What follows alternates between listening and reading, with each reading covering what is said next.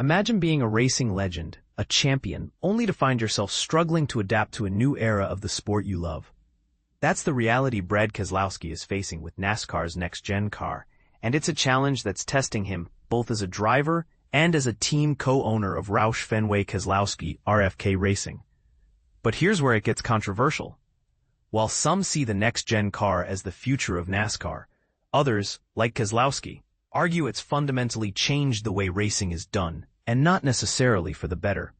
Introduced in 2022, the same year Keselowski joined RFK Racing as both a driver and co-owner, the Next Gen car, also known as the Gen 7 car, was billed as a game-changer for the sport.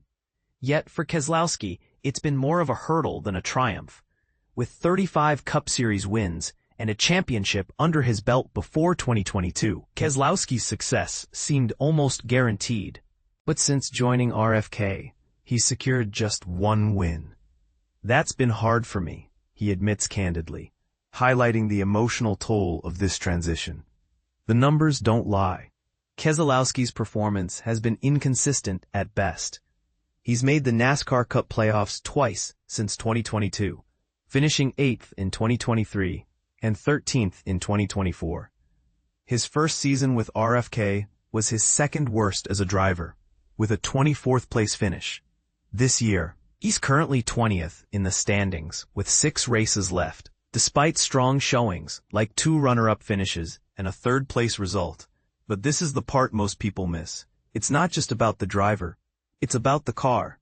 The Next Gen car changed me in some ways for the worse as a driver, because you have to drive it way differently, Keselowski revealed on the Stacking Pennies podcast. He nostalgically recalls his early Cup Series days in 2008 and 2009, when cars were significantly faster.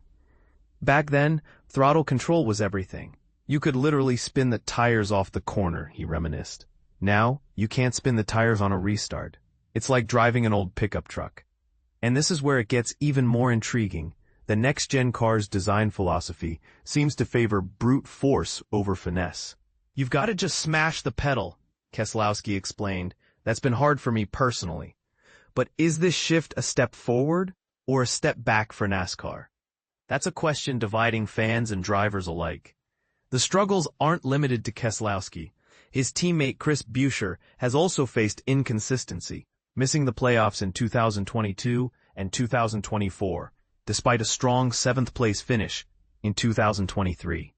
Ryan Preece, who joined RFK this season, has yet to make the playoffs.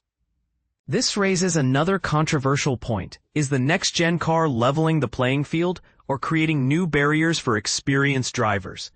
At 41, Keselowski knows his racing days are numbered. He's likely to transition to full-time ownership of RFK soon, but until then, he's determined to make the most of the situation. I have to remind myself to just drive it stupid, he joked, highlighting the car's demand for aggression over precision.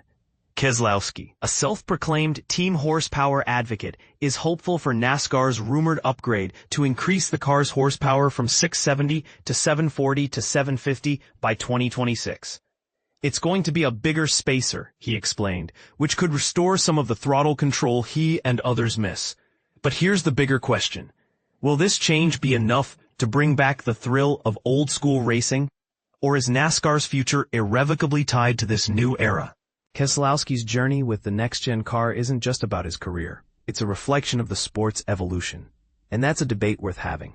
What do you think? Is the Next Gen car a step forward or a misstep for NASCAR? Let's hear your thoughts in the comments.